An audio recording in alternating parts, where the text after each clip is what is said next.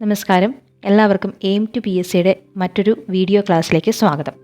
നമ്മൾ ഈ ക്ലാസ്സിൽ നോക്കാൻ പോകുന്നത് ഭരണഘടനാ ഭേദഗതികളാണ്. അപ്പോൾ ഇന്നുവരെയും ഉണ്ടായിട്ടുള്ള ഭരണഘടനാ ഭേദഗതിയിൽ ഏറ്റവും ഇമ്പോർട്ടൻ്റ് ആയിട്ട് PSCയെ സംബന്ധിച്ചിടത്തോളം അതാണ് നമ്മൾ ഈ ക്ലാസ്സിൽ നോക്കാനായിട്ട് പോകുന്നത്. എല്ലാവർക്കും ക്ലാസ്സിലേക്ക് സ്വാഗതം.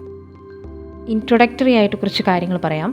അതായത് ഭരണഘടനാ ഭേദഗതിയിൽ നമ്മൾ മുന്നേത്തെ ക്ലാസ് കണ്ടിട്ടുള്ളവർക്കറിയാം. അതിൻ്റെ അകത്ത് നമ്മൾ പറഞ്ഞു പാർട്ട് 20 അകത്താണ് ഭരണഘടനാ ഭേദഗതികൾ എന്ന് പറയുന്ന ഭാഗം വരുന്നത്.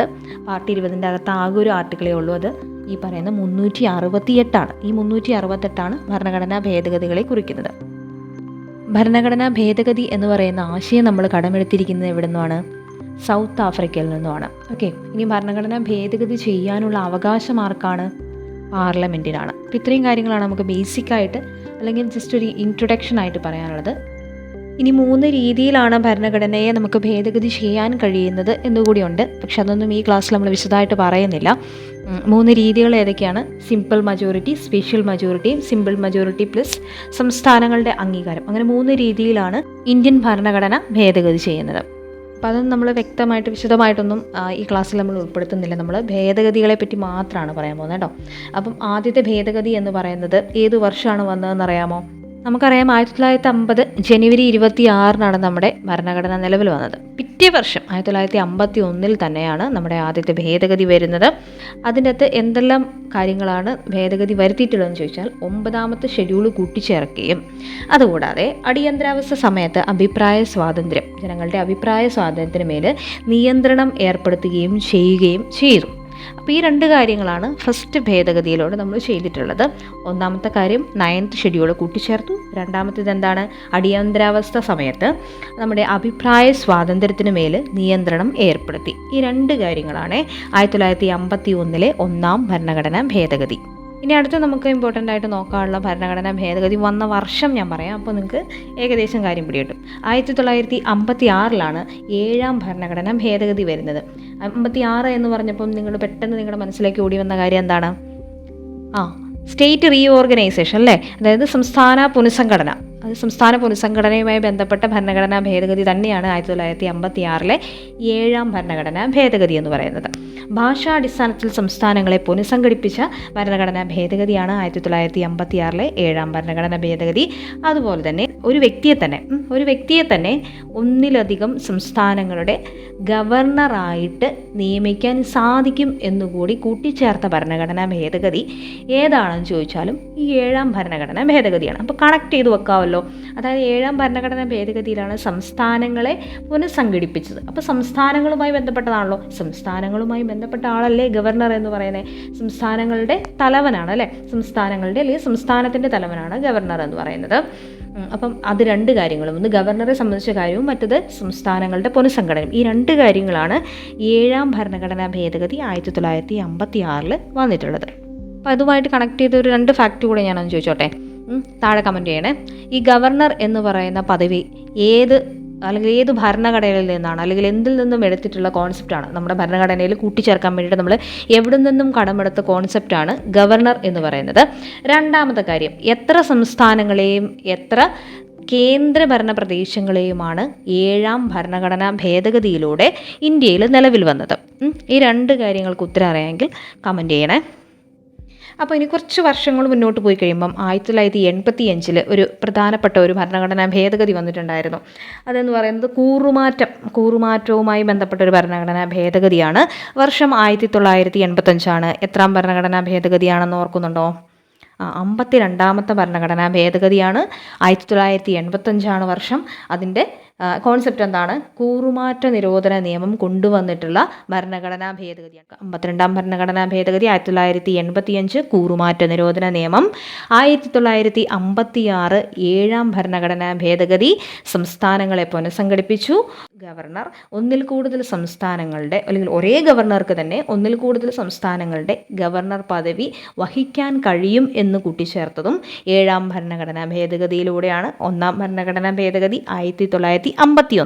ഇനി അടുത്തത് 1989 നിലവിൽ വന്ന 61ാമത്തെ ഭരണഘടനാ ഭേദഗതിയാണ്. അതിൻ പ്രകാരം വോട്ടിംഗ് പ്രായം 21 നിന്ന് 18 കുറച്ചു. ഈ റീസെൻ്റായിട്ട് വരെ ചോദിച്ച ചോദ്യമാണ്. വോട്ടിംഗ് പ്രായം 21 നിന്നും 18 കുറച്ച ഭരണഘടനാ ഭേദഗതി ഏതാണെന്ന്. 61 വർഷം കൂടി നോട്ട് ചെയ്ത് തന്നെ പഠിക്കണം. 1989 ഓക്കെ. അടുത്തത് 73 ഭരണഘടനാ ഭേദഗതിയും 74 ഭരണഘടനാ ഭേദഗതിയും. ഇതൊക്കെ കോമൺ ആയിട്ട് ഇപ്പോൾ എല്ലാവർക്കും അറിയാം. കാരണം ഇത് ഒരുപാട് തവണ ചോദിച്ചിട്ടുള്ളതാണ്. സ്റ്റേറ്റ്മെൻറ്റ് വൈസ് ആയിട്ടും ഒക്കെ ചോദിക്കുന്നതാണ്. അതുമാത്രമല്ല നമുക്ക് പഞ്ചായത്ത് രാജ് എന്ന് പറയുന്ന ഇത് നമുക്ക് ഒരു നമ്മുടെ സിലബസിൽ ഒരു ടോപ്പിക്കായിട്ട് തന്നെ പഠിക്കാനായിട്ടുള്ളതാണ്. അപ്പോൾ അത് കാരണം എല്ലാവർക്കും അറിയാമായിരിക്കും. 73 ഭരണഘടനാ ഭേദഗതി 74 ഒരുമിച്ച് പഠിക്കാൻ കാരണം രണ്ടും നിലവിൽ വന്നത് 1992 ഓക്കെ. 73 ഭരണഘടനാ ഭേദഗതി എന്ന് പറയുന്നത് പഞ്ചായത്ത് രാജും 74 എന്ന് പറയുന്നത് നഗരപാലികയാണ് അല്ലെങ്കിൽ മുനിസിപ്പാലിറ്റി നിയമവുമാണ്. ഓക്കെ. ഇനി അടുത്തത് വളരെ ഇമ്പോർട്ടൻ്റ് ആയിട്ടുള്ളൊരു ഭരണഘടനാ ഭേദഗതിയാണ് 86 ഭരണഘടനാ ഭേദഗതി 2002. ഇതിൻ്റെ പ്രത്യേകത എന്താണ്? നമ്മുടെ മൗലിക അവകാശങ്ങളുടെ കൂട്ടത്തിലോട്ട് നമുക്ക് ഒരെണ്ണം കൂടി കിട്ടി. എന്താണ്? 6 വയസ്സ് മുതൽ 14 വയസ്സ് വരെയുള്ള കുട്ടികൾക്ക് സൗജന്യവും നിർബന്ധിതവുമായ വിദ്യാഭ്യാസം എന്നുള്ളതാണ്. ഓക്കെ. പക്ഷേ ഈ ഒരു കോൺസ്റ്റിറ്റ്യൂഷണൽ അമെൻമെൻറ്റിൻ്റെ പ്രത്യേകത എന്ന് വെച്ചാൽ അതിനകത്ത് ഒരുപാട് കാര്യങ്ങളുണ്ട്. ഒന്നാമത്തെ കാര്യം, നമ്മുടെ മൗലികാവകാശങ്ങൾ എന്ത് ചെയ്തു? അമെൻഡ് ചെയ്യപ്പെട്ടു. രണ്ടാമത്തത് നമ്മുടെ മാർഗ്ഗനിർദ്ദേശക തത്വങ്ങൾ അമെൻഡ് ചെയ്യപ്പെട്ടു. മൂന്നാമത്തത് മൗലിക കടമകൾ അമെൻഡ് ചെയ്യപ്പെട്ടു. ഈ 3 കാര്യങ്ങൾ കൂടി ഒരുമിച്ച് വന്ന ഭരണഘടനാ ഭേദഗതി 86 ഭരണഘടനാ ഭേദഗതി 2002. നമുക്ക് ഓരോന്ന് വിധം നോക്കാം. മൗലിക അവകാശങ്ങൾ അമെൻഡ് ചെയ്തത് എന്ന് പറയുമ്പം അതിനകത്തേക്ക് ആർട്ടിക്കിൾ 21A എന്ന് പറയുന്ന ഒരു ആർട്ടിക്കിൾ കൂട്ടിച്ചേർക്കുകയാണ് ചെയ്തിട്ടുണ്ടായിരുന്നത് അല്ലേ. ആർട്ടിക്കിൾ 21A മൗലികാവകാശങ്ങൾ എന്ന് പറയുന്ന ഭാഗത്തോട്ട് നമ്മൾ കൂട്ടിച്ചേർത്തു. ഇനി രണ്ടാമത്തത് നമ്മുടെ മാർഗ്ഗനിർദ്ദേശക തത്വങ്ങളിൽ 14 വയസ്സ് വരെയുള്ള കുട്ടികളുടെ വിദ്യാഭ്യാസത്തെ പറ്റിയിട്ടാണ് പ്രതിപാദിച്ചിട്ടുണ്ടായിരുന്നത്.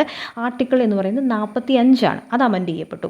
ഇപ്പോൾ നിലവിൽ അതിൻ്റെ അകത്ത് കിടക്കുന്നത് കുട്ടികൾ ജനിച്ചു മുതൽ 6 വയസ്സ് വരെ, ആ 6 വയസ്സ് വരെയുള്ള കാലഘട്ടത്തിലുള്ള കുട്ടികൾക്ക്, ഏജിലുള്ള കുട്ടികൾക്ക് അവരുടെ ജനനം മുതലുള്ള പരിചരണത്തിനും അതുപോലെ തന്നെ വിദ്യാഭ്യാസത്തിനും പ്രീ എഡ്യൂക്കേഷൻ എന്നൊക്കെ നമ്മൾ പറയും, അതിനുള്ള ഒരു വ്യവസ്ഥ കൂടി അതിൻ്റെ അകത്തേക്ക് ഉൾപ്പെടുത്തി.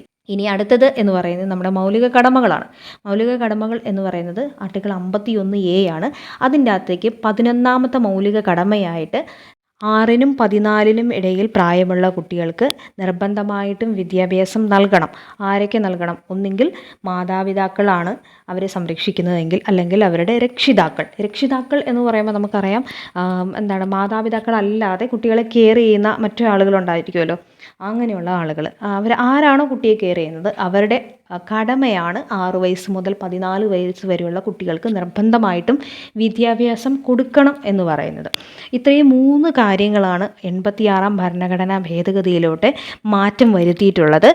വർഷം എന്ന് പറയുന്നത് 2002. ഇനി അടുത്ത് നമ്മൾ നോക്കാൻ പോകുന്നത് 91 ഭരണഘടനാ ഭേദഗതിയാണ് 2003.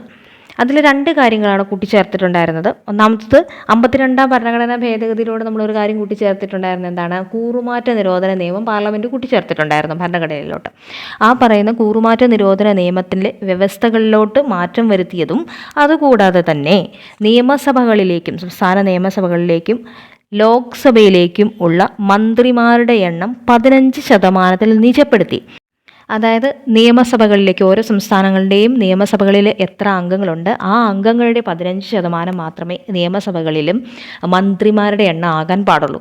അതുപോലെ തന്നെ ലോക്സഭയിൽ എത്ര അംഗങ്ങളുണ്ട് നിലവിൽ, ആ അംഗങ്ങളുടെ 15% മാത്രമേ ലോക്സഭയിൽ മന്ത്രിമാരാകാൻ പാടുള്ളൂ. അപ്പോൾ ഈ 2 വ്യവസ്ഥകളാണ് പറയുന്നത്. അതായത് കേന്ദ്ര മന്ത്രിസഭയിൽ എത്ര മന്ത്രിമാരുണ്ടായിരിക്കണമെന്നും സംസ്ഥാന മന്ത്രിസഭകളിൽ, അതായത് ഓരോ സംസ്ഥാനങ്ങളിലേക്കും മന്ത്രിസഭകളിൽ എത്ര മന്ത്രിമാരുണ്ടായിരിക്കണം എന്നുള്ളതുമാണ് ഈ പറയുന്ന 15% എന്ന് പറയുന്നത്. ചുരുക്കി പറഞ്ഞാൽ, അല്ലെങ്കിൽ വ്യക്തമായിട്ട് സിമ്പിളായിട്ട് പറഞ്ഞു കഴിഞ്ഞാൽ അതാണ് ഈ 2 കാര്യങ്ങളാണ്. കൂറുമാറ്റ നിരോധന നിയമവും സംസ്ഥാന നിയമസഭകളിലേക്കും അതുപോലെ തന്നെ ലോക്സഭയിലേക്കുമുള്ള മന്ത്രിമാരുടെ എണ്ണത്തിൽ 15% എന്ന് നിജപ്പെടുത്തുകയും ചെയ്തത് 91 ഭരണഘടനാ ഭേദഗതി 2003. ഇനി നമുക്ക് 101 ഭരണഘടനാ ഭേദഗതി നോക്കണം. വർഷം 2016.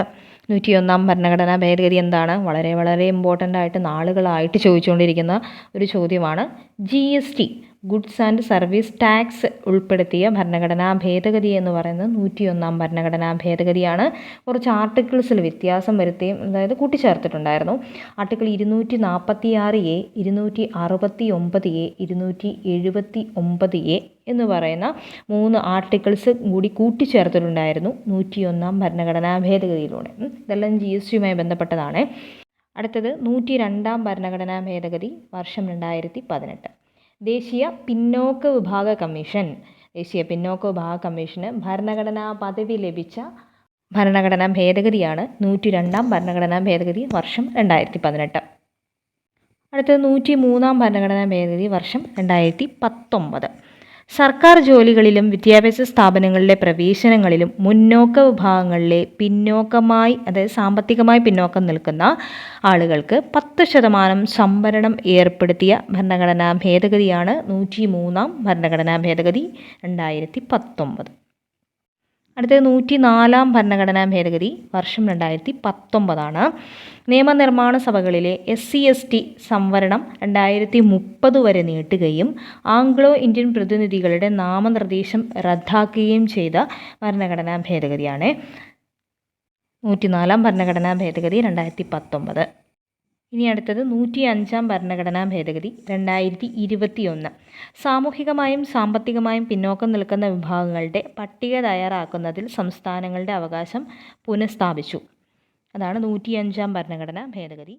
അടുത്തത് 106 ഭരണഘടനാ ഭേദഗതിയാണ്. ഇതെല്ലാവർക്കും അറിയായിരിക്കണം. 2023 ഭരണഘടനാ ഭേദഗതി വന്നത്. ലോക്സഭയിലേക്കും സംസ്ഥാന നിയമസഭകളിലേക്കുമുള്ള വനിതകളുടെ സംവരണം 33% ഉയർത്തിയ ഭരണഘടനാ ഭേദഗതിയാണ് 106 ഭരണഘടനാ ഭേദഗതി വർഷം 2023. ഇതിൻ്റെ ഭേദഗതി ബില്ല് ചോദിച്ചിട്ടുണ്ട്. 128ാമത്തെ ഭേദഗതി ബില്ലാണ് ഈ പറയുന്ന നാരീശക്തി വന്ദൻ അധിനിയം എന്ന് പറയുന്നത്. അപ്പോൾ ഇതുവരെ നമ്മൾ പറഞ്ഞ എല്ലാ ഭരണഘടനാ ഭേദഗതിയും ഒരുപാട് പരീക്ഷകളിൽ PYQ ആയിട്ട് ചോദിച്ചിട്ടുള്ള ചോദ്യങ്ങൾ തന്നെയാണ്. ഇതിനകത്ത് 101 മുതലുള്ള 106 വരെയുള്ള ഭരണഘടനാ ഭേദഗതികൾ വളരെ കൃത്യമായിട്ട് നോക്കി വെച്ചേക്കണം. അതിന് മുന്നേ ഉള്ളത് ഏറെക്കുറെയൊക്കെ നിങ്ങൾക്ക് അറിയാമായിരിക്കും.